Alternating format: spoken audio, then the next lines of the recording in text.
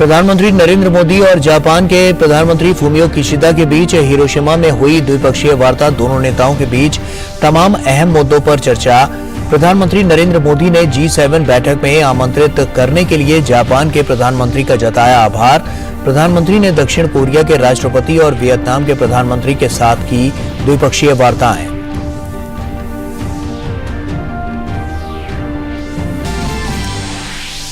प्रधानमंत्री नरेंद्र मोदी ने हिरोशिमा में महात्मा गांधी की आवक्ष प्रतिमा का किया अनावरण। भारत वंशियों से की मुलाकात। पीएम ने कहा, जलवायु परिवर्तन और आतंकवाद के खिलाफ लड़ाई में बापू के विचार आज सबसे अधिक प्रासंगिक।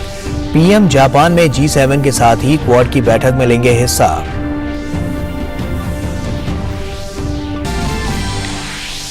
हिरोशिमा में G7 के सम्मेलन में पहले दिन रूस यूक्रेन युद्ध, जलवायु संकट और महामारी जैसी कई चुनौतियों पर हुई बात। साझा बयान में कहा, यूक्रेन के खिलाफ रूस के अवैध, अनुचित और अकारण युद्ध के खिलाफ हम हैं एक साथ। G7 के भागीदार देश के रूप में प्रधानमंत्री नरेंद्र मोदी भी 3 औपचारिक सत्रों में लेंगे हिस्सा।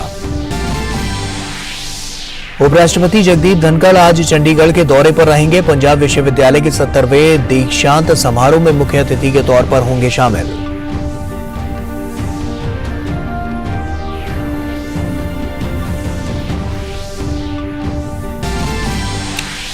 केंद्रीय गृह मंत्री अमित शाह आज गुजरात के दौरे पर द्वारिका में national academy of coastal policing के स्थायी कैंपस का करेंगे शिलान्यास। द्वारिकाधीश मंदिर में करेंगे पूजा अर्चना।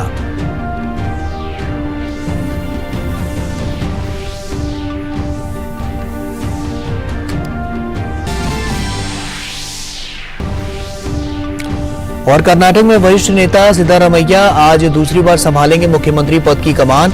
डीके शिव कुमार भी उप मुख्यमंत्री पद की लेंगे शपथ। कांग्रेस की पूर्व अध्यक्ष सोनिया गांधी और पार्टी नेता राहुल गांधी समेत कई राज्यों के मुख्यमंत्री शपथ ग्रहण समारोह में हो सकते हैं शामिल। आईपीएल में आज 2 मुकाबले खेले जाएंगे। दिन के पहले मैच में दिल्ली कैपिटल्स और चेन्नई सुपर किंग्स के बीच होगी भिड़ंत। वहीं दूसरे मुकाबले में लखनऊ सुपर जायंट्स और कोलकाता नाइट राइडर्स होंगे आमने सामने।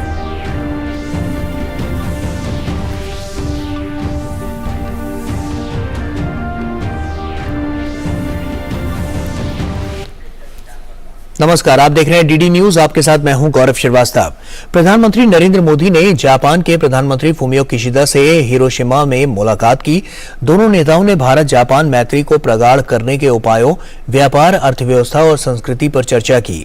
दोनों नेताओं ने G7 और G20 की अपनी अपनी अध्यक्षता के दौरान परस्पर तालमेल बढ़ाने और ग्लोबल साउथ की आवाज को मजबूत करने के प्रयासों पर भी चर्चा की।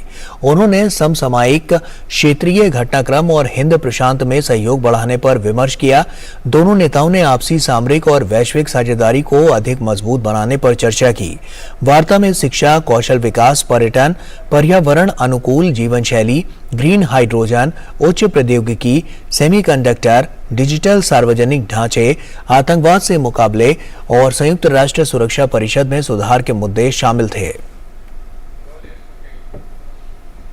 एक्सेलेंसी, G7 की शानदार योजना के लिए, आयोजन के लिए मैं आपको हृदय से बहुत बहुत बधाई देता हूं। और आपने G7 समिट में भारत को निमंत्रित किया, इसके लिए भी मैं आपका बहुत बहुत आभारी हूं। आपकी भारत यात्रा आज भी भारत के लोगों के लिए बहुत यादगार रही है। और मेरे लिए बहुत खुशी की बात है कि जो बोधि वृक्ष का सैंपल आपको दिया था, जिसको आपने हिरोशिमा में लगाया, मैं समझता हूँ वो जैसे जैसे वो ग्रो करेगा, भारत के और जापान के संबंधों को तो मजबूती देगा ही देगा। लेकिन मुझे पूरा विश्वास है कि ये वो वृक्ष हैं जो बुद्ध के विचारों का अमरत्व प्रदान करता है।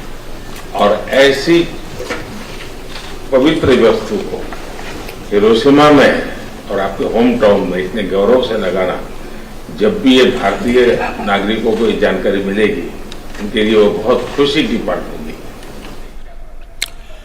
प्रधानमंत्री नरेंद्र मोदी ने दक्षिण कोरिया के राष्ट्रपति यून सुक यूल से मुलाकात कर सहयोग बढ़ाने पर चर्चा की। इस साल भारत और दक्षिण कोरिया अपने राजनयिक संबंधों के 50 साल का जश्न भी मना रहे हैं। दोनों नेताओं ने द्विपक्षीय संबंधों को और मजबूत करने की प्रतिबद्धता को दोहराया।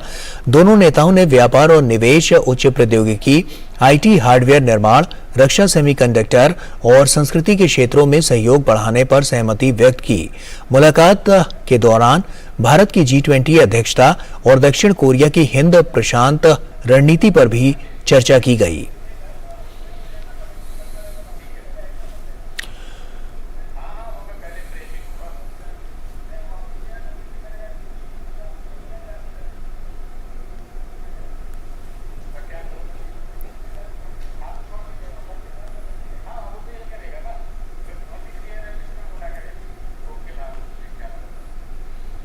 प्रधानमंत्री नरेंद्र मोदी ने अपने वियतनामी समकक्ष फाम मिन चीन के साथ द्विपक्षीय वार्ता की। दोनों नेताओं ने कई अहम मुद्दों पर विचार विमर्श किया। दोनों नेताओं ने व्यापार और निवेश, रक्षा, लचीली आपूर्ति श्रृंखलाओं के निर्माण, ऊर्जा, विज्ञान और प्रौद्योगिकी, मानव संसाधन विकास, संस्कृति और लोगों से लोगों के संबंधों के क्षेत्र में सहयोग बढ़ाने पर चर्चा की। क्षेत्रीय विकास के साथ साथ आसियान और हिंद प्रशांत में सहयोग भी वार्ता का हिस्सा रहा।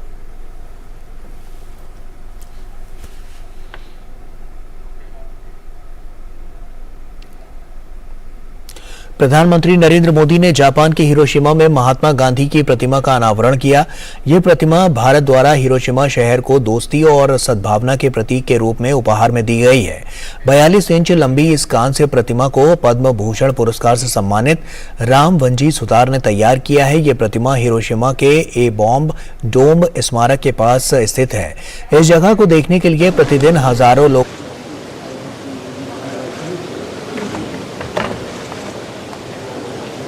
फूमियो किशिदा और उनकी पत्नी यहां पर प्रधानमंत्री नरेंद्र मोदी का जोरदार स्वागत करते हुए नजर आ रहे हैं। तो काफी महत्वपूर्ण ये पूरा क्षण है और आप देख सकते हैं कि तस्वीरों में कैद आज का ये समय, आज का ये दिन हो जाएगा और साफ तौर पर ये दिन इतिहास में भी दर्ज होगा, क्योंकि काफी बड़ी और महत्वपूर्ण बातें यहां से निकलकर सामने आई हैं।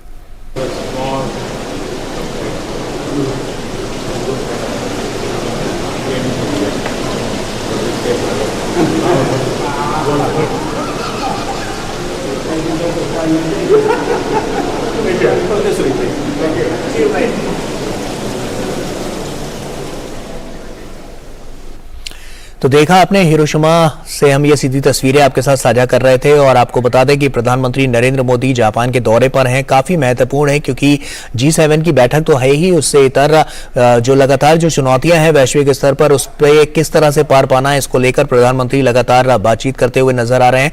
और इसके अलावा आपको बता दें कि सुबह से अभी तक का जो प्रधानमंत्री नरेंद्र मोदी का शेड्यूल रहा है वो काफी बिजी शेड्यूल रहा है और उसमें तमाम बड़ी और महत्वपूर्ण बातें तमाम देशों के साथ हुई हैं, चाहे वियतनाम की बात कर ली जाए और उसके अलावा जापान में तो प्रधानमंत्री हैं ही और वहां पर भी द्विपक्षीय वार्ता काफी कारगर साबित हो रही है और साफ तौर पर आने वाले समय में एक मजबूत भारत का निर्माण करती हुई ये नजर आएगी और आने वाले समय में इसका रिजल्ट भी देखने को मिलेगा। प्रधानमंत्री नरेंद्र मोदी ने जापान के हिरोशिमा में महात्मा गांधी की प्रतिमा का अनावरण किया। यह प्रतिमा भारत द्वारा हिरोशिमा शहर को दोस्ती और सद्भावना के प्रतीक के रूप में उपहार में दी गई है। 42 इंच लंबी इस कांस्य प्रतिमा को पद्म भूषण पुरस्कार से सम्मानित राम वंजी सुतार ने तैयार किया है। यह प्रतिमा हिरोशिमा के ए बॉम्ब डोम स्मारक के पास स्थित है। इस जगह को देखने के लिए प्रतिदिन हजारों लोग आते हैं। प्रतिमा स्थापित करने के लिए इस जगह का चुनाव महात्मा गांधी के शांति और अहिंसा के संदेश को रेखांकित करने के लिए किया गया है। इस अवसर पर प्रधानमंत्री ने वहां मौजूद भारतीय समुदाय से भी मुलाकात की।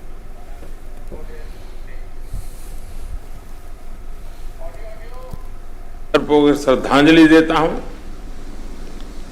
मैं हिरोशिमा के मेयर का, यहां की काउंसिल का, जापान गवर्नमेंट का हृदय से आभार व्यक्त करता हूं कि उन्होंने पूज्य बापू की प्रतिमा को यहां पर स्थान दिया और मुझे आज उसका लोकार्पण करने का अवसर दिया है।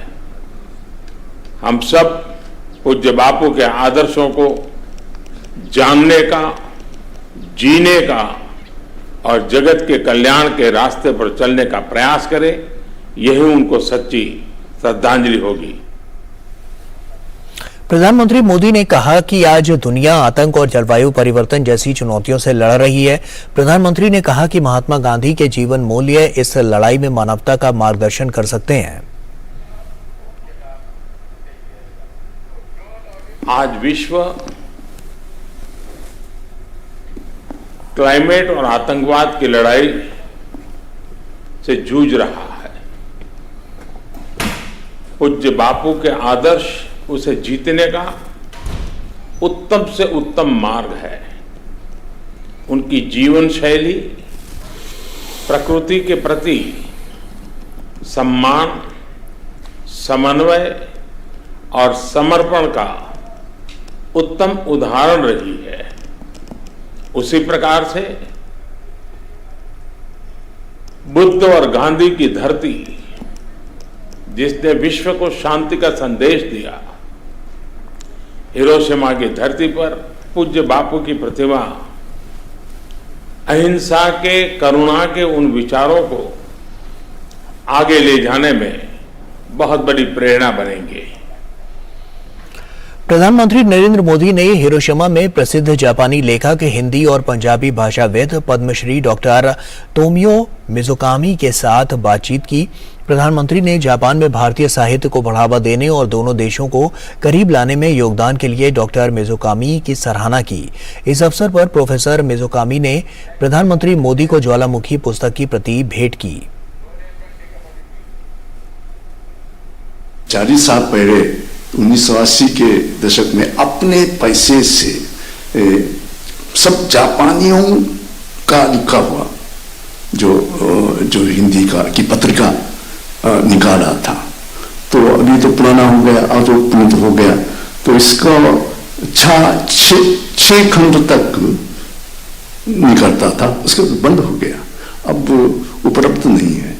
तो इसलिए अभी इन 6 खंडों को एक पुस्तक के रूप में समाहित करके छपवाया, उनको दे दिया, वो बड़ी खुश हो गए। और वहीं इसके साथ ही प्रधानमंत्री ने जापान की प्रसिद्ध पेंटर हिरोको ताकायामा से भी मुलाकात की। प्रधानमंत्री ने अपनी कलाकृतियों में भारतीय संस्कृति को प्रतिबिंबित करने के लिए हिरोको ताकायामा की प्रशंसा की। हिरोको ने प्रधानमंत्री को भगवान बुद्ध की एक ऑयल पेंटिंग भेंट की।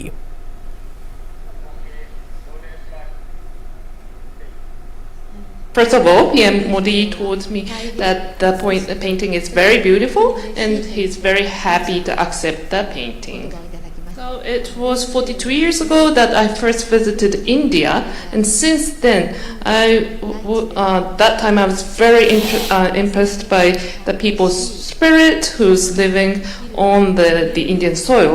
So since then, I am infusing the energy and prayer of Indian people and culture that I received from them.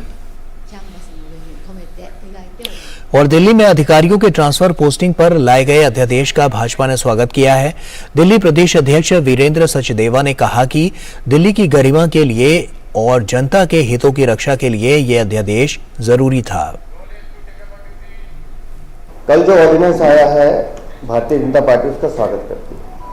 Delhi की गरिमा के लिए, दिल्ली की जनता के हितों के लिए इस अध्यादेश का आना जरूरी था। और देश की राजधानी में जो कुछ भी घटता है उसका असर पूरे भारत के साथ साथ पूरे विश्व पे जाता है। आप क्या दिखाना चाहते हैं दिल्ली में? ये गुंडागर्दी की सरकार है, गुंडों की सरकार है। आप कुछ भी करेंगे और हम देखते रहेंगे, बाकी प्रशासनिक अमला देखता रहेगा, कोई कुछ नहीं बोलेगा।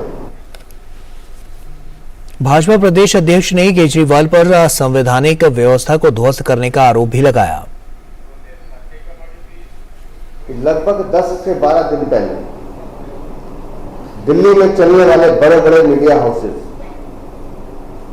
उनको मालूम है, उनके खिलाफ नोटिस बनाए जाते हैं, उनकी बिल्डिंग को सील करने की धमकी दी जाती है, उनको तोड़ने की धमकी दी जाती है, बिजली पानी काटने की धमकी दी जाती है, और वो ऐसी लगभग 11 फाइलें तैयार की जाती हैं। एक मीडिया हाउस जो बहुत बड़ा न्यूज एजेंसी है, उसको तो नोटिस चला भी गया, और बाकी को डराया धमकाया जाता है कि आप हम जो कहेंगे वो दिखाएंगे, आप सच नहीं दिखाएंगे। कर्नाटक में कांग्रेस विधायक दल के नेता सिद्धारमैया आज दूसरी बार राज्य के नए मुख्यमंत्री पद की शपथ लेंगे। कांग्रेस के वरिष्ठ नेता डीके शिव कुमार भी उप मुख्यमंत्री की शपथ लेंगे। राज्यपाल थावरचंद गहलोत उन्हें पद की शपथ दिलाएंगे। कैबिनेट में शामिल होने वाले कुछ विधायक भी पद और गोपनीयता की शपथ लेंगे। कांग्रेस की पूर्व अध्यक्ष सोनिया गांधी और पार्टी नेता राहुल गांधी और प्रियंका गांधी को भी शपथ ग्रहण समारोह के लिए आमंत्रित किया गया है। कांग्रेस के राष्ट्रीय अध्यक्ष ने तमिलनाडु के मुख्यमंत्री एम.के. स्टालिन, पश्चिम बंगाल की मुख्यमंत्री ममता बनर्जी, बिहार के मुख्यमंत्री नीतीश कुमार और नेशनल कॉन्फ्रेंस के प्रमुख फारूक अब्दुल्ला को भी निमंत्रण भेजा है। मार्क्सवादी कम्युनिस्ट पार्टी के नेता सीताराम येचुरी को भी आमंत्रित किया गया है। छत्तीसगढ़, राजस्थान और हिमाचल प्रदेश के मुख्यमंत्री भी आमंत्रित अतिथियों में शामिल हैं। शपथ ग्रहण समारोह को देखते हुए समारोह के स्थल के आसपास सुरक्षा कड़ी कर दी गई है।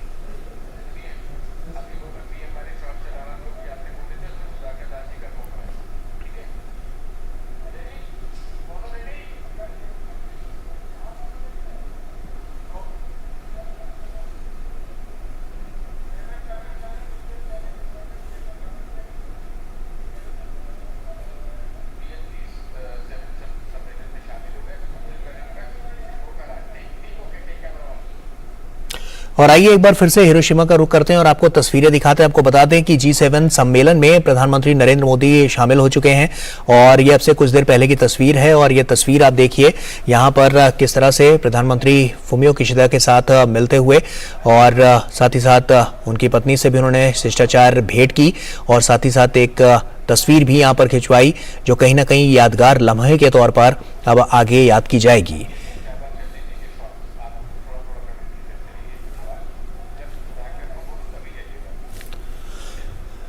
तो तस्वीरें आप देख सकते हैं, काफी महत्वपूर्ण ये पूरा क्षण रहा है। प्रधानमंत्री नरेंद्र मोदी का ये दौरा जो दोनों देशों के रिश्ते को और ज्यादा आगे बढ़ाता हुआ और ज्यादा मजबूत करता हुआ नजर आ रहा है, क्योंकि ये संबंध बहुत मजबूत हैं और आने वाले समय में भी इसका लाभ जो है वो दोनों देशों को मिलेगा।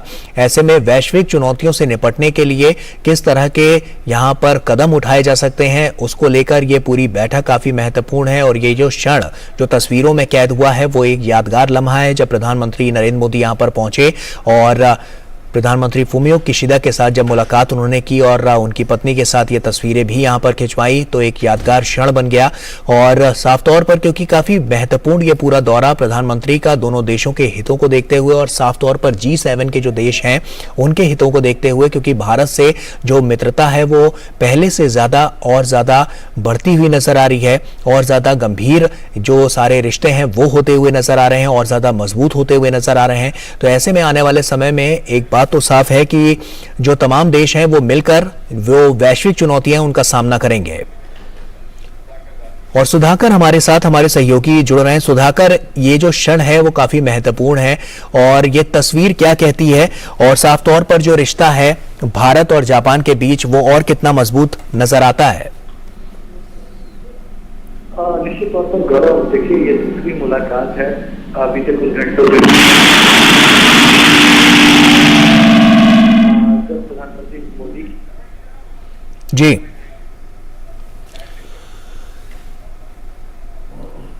तो आपको बता दें कि आप ये तस्वीरें देख सकते हैं। प्रधानमंत्री का ये दौरा काफी महत्वपूर्ण और ये क्षण काफी महत्वपूर्ण जिसकी तस्वीरें लगातार हम आपके साथ साझा कर रहे हैं। और प्रधानमंत्री हिरोशिमा जापान में हैं और G7 की ये जो बैठक है वो काफी महत्वपूर्ण द्विपक्षीय वार्ता लगातार होती हुई और उसके बाद जब यहाँ पर वो मिले प्रधानमंत्री फुमियो किशिदा से और चंद घंटों में, जैसा कि हमारे सहयोगी सुधाकर बता रहे थे कि तीसरी मुलाकात है ये चंद घंटों में ही। और ऐसे में अब जो रिश्ते हैं वो और ज्यादा प्रगाढ़ होते हुए नजर आ रहे हैं और ज्यादा जो चुनौतियां हैं, जैसे कि जो हम बात करते हैं जिन मुद्दों की, जैसे शांति स्थिरता की बात करते हैं, समृद्धि की बात करते हैं, खाद्य उर्वरक की बात करते हैं, ऊर्जा सुरक्षा की बात करते हैं, तो काफी महत्वपूर्ण ये पूरा दौरा प्रधानमंत्री का हो जाता है। और आइए अगली खबर का अब रुख करते हैं। बीएसएफ के जवानों ने एक बार फिर पाकिस्तान की नापाक हरकतों को नाकाम कर दिया है। बीएसएफ ने अमृतसर में पाकिस्तान के एक ड्रोन को मार गिराया है। बीएसएफ ने ड्रोन के साथ नशीले पदार्थों का एक बैग भी बरामद किया है। इससे पहले बीती रात भी एक ड्रोन को भारतीय जवानों ने मार गिराया था।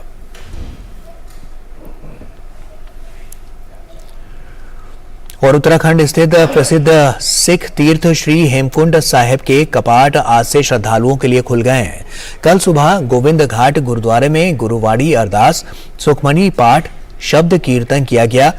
इसके बाद गोविंद घाट गुरुद्वारे से पंच प्यारों की अगुवाई में 600 श्रद्धालुओं का पहला जत्था धार्मिक मंत्रोच्चारण और बैंड धुनों के बीच घांगरिया के लिए रवाना हुआ।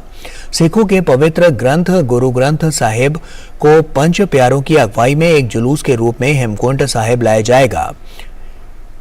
तेज हिमपात के मद्देनजर गुरुद्वारा हेमकुंड साहिब प्रबंधन न्यास ने आज केवल 2500 तीर्थयात्रियों को अनुमति देने का फैसला किया है। इस बीच यात्रा मार्ग से बर्फ हटाने का कार्य युद्ध स्तर पर जारी है। बर्फबारी को देखते हुए जिला प्रशासन ने यात्रियों की संख्या सीमित कर दी है।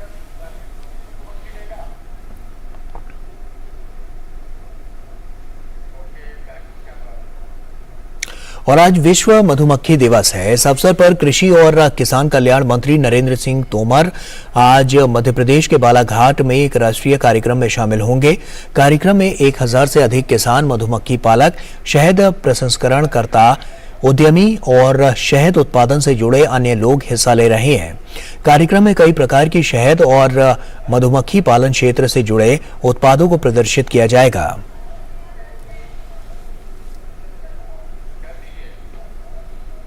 देश में पिछले 9 वर्ष में कोयला उत्पादन में 47% की वृद्धि हुई है।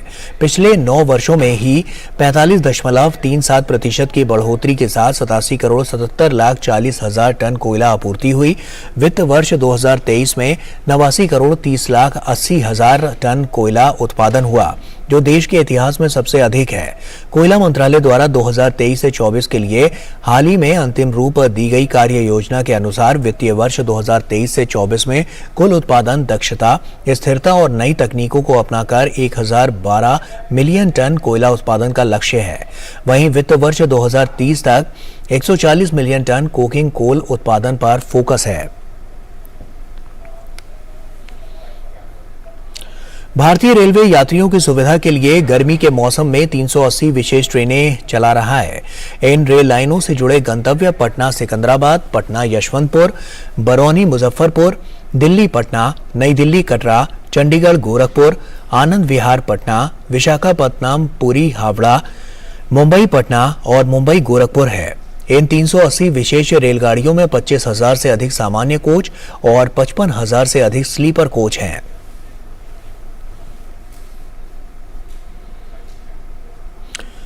कमांडर अभिलाष टॉमी इस साल ओशियन सेलिंग की गोल्डन ग्लोब रेस में दूसरे स्थान पर रहे और उन्होंने अपनी सेल बोट में अकेले 200 से अधिक दिन बिताए।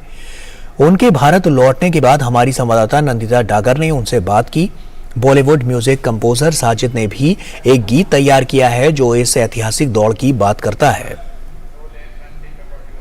कमांडर अभिलाष टोमी, जो कि एक फॉर्मर नेवल ऑफिसर है, कीर्ति चक्र विनर है, एविएटर रह चुके हैं नेवी में, उन्होंने भारत के तिरंगे को और भारत की शान को बहुत ज्यादा बढ़ाया है, क्योंकि दुनिया की सबसे ज्यादा टफ, सबसे ज्यादा चैलेंजिंग ओशियन सेलिंग रेस में वो दूसरे नंबर पर आए हैं। कमांडर टॉमी, शुक्रिया डीडी न्यूज से बात करने के लिए।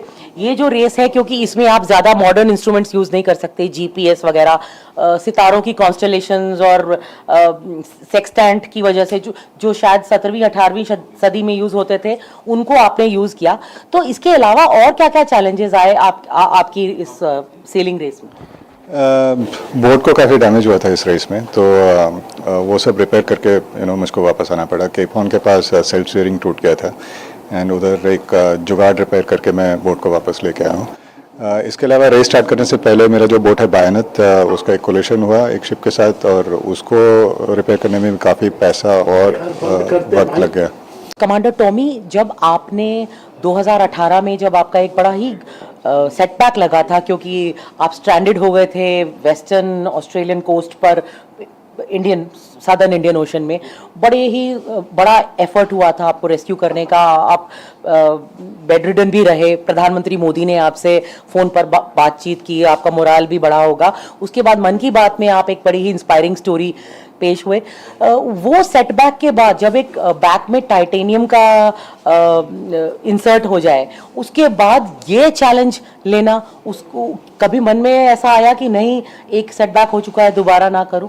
नहीं, मैं तो मतलब नौसेना में हूँ और सेटबैक से डील करना तो हमारा it's a part of our life and हमारा ट्रेनिंग ऐसा है कि हम कभी हार नहीं मानते एंड मुझको कभी ये नहीं लगा कि ये मैंने गलत डिसीजन लिया है या फिर ये क्यों कर रहा हूँ फिर से।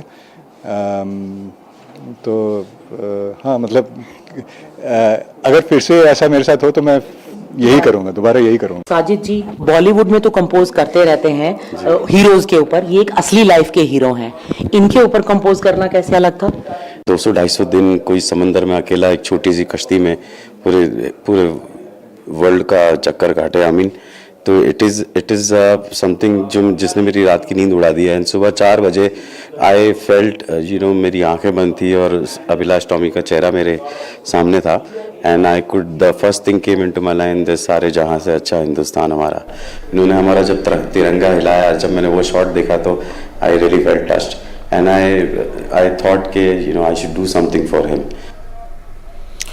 अमेरिकी अदालत ने एयर नेशनल गार्ड के कर्मचारी को सैन्य दस्तावेजों के लीक मामले में जेल से रिहा करने का आदेश दिया है। आरोपी पर जासूसी अधिनियम के उल्लंघन का आरोप लगाया गया था, जो संवेदनशील रक्षा सामग्री की अवैध नकल और प्रसारण से संबंधित था, और दूसरा आरोप अनधिकृत स्थान पर रक्षा सामग्री को अवैध रूप से हटाने से संबंधित था। अभियोजकों ने कहा है कि उनके पास इस बात के सबूत हैं कि टेक्सीरा ने अन्य ऑनलाइन उपयोगकर्ताओं को सभी संदेशों को हटाने का निर्देश दिया था।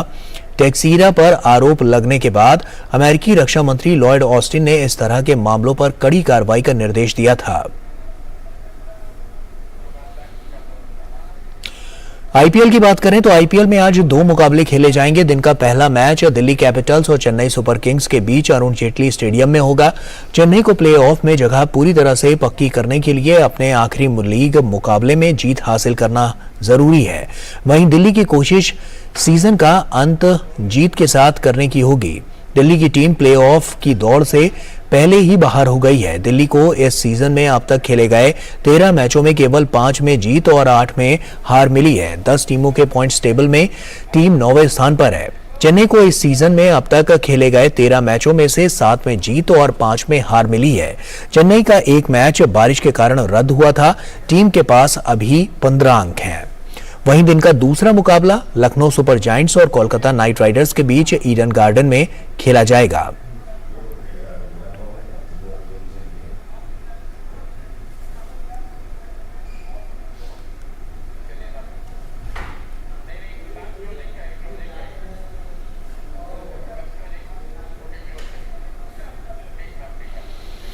और इसी के साथ फिलहाल इतना ही। दीजिए इजाजत, नमस्कार।